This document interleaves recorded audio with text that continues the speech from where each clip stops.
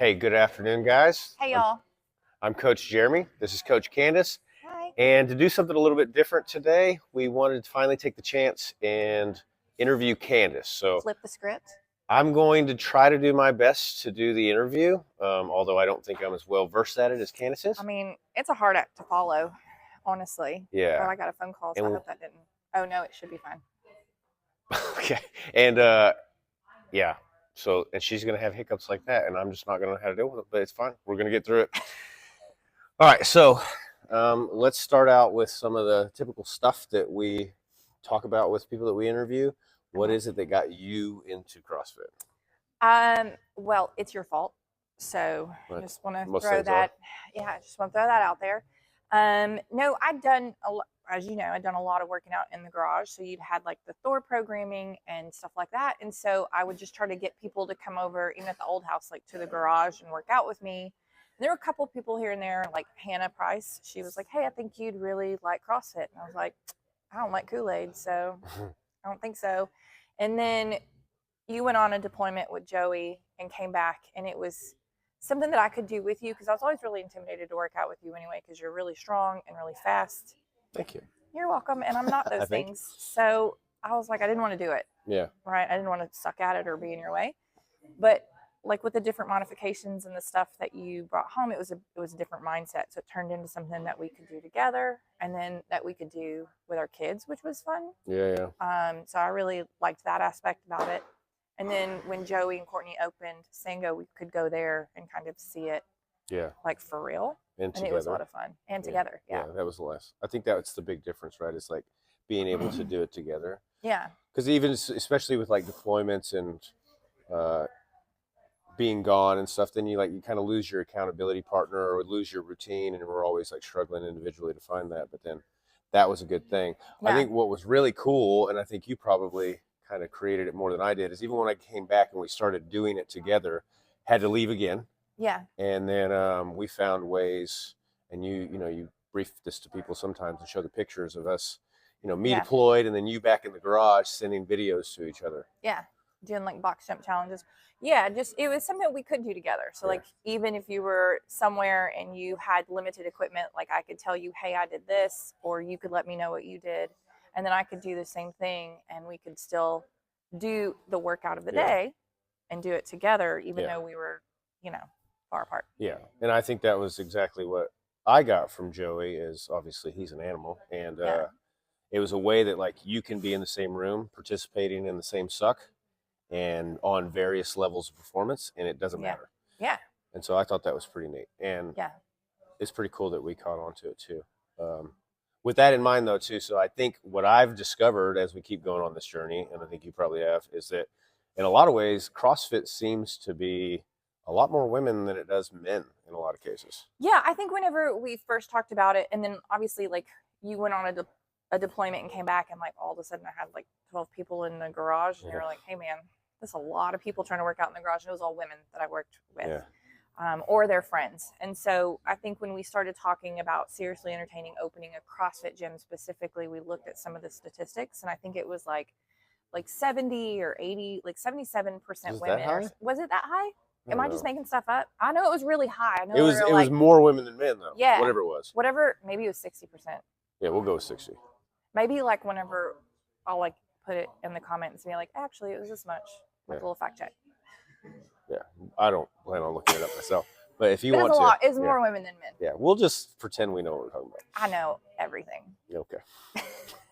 But yeah, I think that was the case, though. It turns out that was that. Yeah. And I don't know. I mean, we've talked about it a lot about is it the barbell, the weightlifting that seems intimidating from the outside looking in, and then suddenly it's empowering, or what is it, do you think? Yeah, no, I do think it is that. So, I've done squats before and all of those other, like, just really basic lifts. So I think for me, what was the most intimidating is the Olympic lifts, because they're really difficult and they're complex. And then you see people in CrossFit and they lift serious weights. So they're really moving some weight around, and they're like women my size or smaller, or even like, just all different shapes and sizes, and they're running fast and they're getting down with the get down, and Yeah. they're moving some weight, and you're just like, holy cow, how does that happen? I'm lifting the barbell, and you have to really transition into like, I can also do this. Yeah. Yeah. And that's really empowering, actually, which is why I do think women like it, because Yeah. we start picking up this barbell and we start moving stuff and doing things, and it turns into like, oh, look what I can do. Yeah. Not what I can't do, what I can do. Yeah, because you can, right? Yeah, I can. I mean, I'm like basically the And the LeBron first step James. is just getting there and grabbing the bar and starting to do it.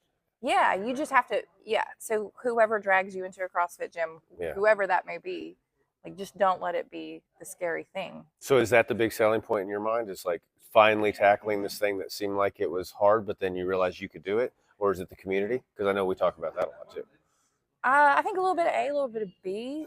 I'm super social, I think. Yeah. And so I think for me, a lot of it was I was always trying to find people to work out with me in the garage anyway, Mm-hmm. and keep the accountability, but also just like going through the, like you said, going through the suck together, or seeing the successes together. Yeah. So I really do like that aspect of it, but then also being capable. Like, I Yeah. know when Jordan first started with me, she was like talking about all the stuff she was capable of, and that was really motivating, even for me. Mm-hmm. Even for things I could maybe already do. Like, her motivation and her successes made me want Yeah. to try harder. And then Ashley coming in and us being kind of on par, like strength wise, and then kind of having somebody to push me here and I push her there. Yeah. And like in the strength portion, that was really, really cool too. So it's kind of, I think, both, like I can, and then also the community. I think that's been one of the fun things about coaching, right, too, and then even opening the gym, is that, yeah, I mean, we obviously believe in what we're doing, but Right. there's this like reverse effect that is them and their expectations and wanting to meet their expectations and Yeah. wanting to participate with them Yeah. that keeps us accountable. Oh yeah, for sure. Other people's goals somehow become my goals somewhere in there. Sometimes I think they become more my goal than Yeah. they're my own goals are. No, I agree. Like, whenever they want to do something, like, I want to do that with you, or I want that for you, let's do it. Yeah. And it's not just like you do it, it's let's do it. Yeah. While we're having the chance, and last question really, Yeah. the thing that I'm reflecting on a lot lately is, and we kind of talked about it when we first actually opened this commercial space. Yeah. Was like, we have a culture, we have a vibe that we want people to be focused on health, not, more so than performance. Right. And definitely performance and health more so than like appearance or some of the other yeah. things. Like, Yeah. as you get older, like you start to realize that those are the things that matter: longevity, Yeah. consistency, feeling good. And we had this thing that we wanted to establish, and we had this framework, but it's occurring to me more and more how much the culture and the vibe of our gym is not only ours. Like, we're not the only No. votes. No. With that in mind, Yeah. and you get a chance to reflect on it, since you've done probably the most out of us to establish the culture, to establish the energy of the gym. Yeah.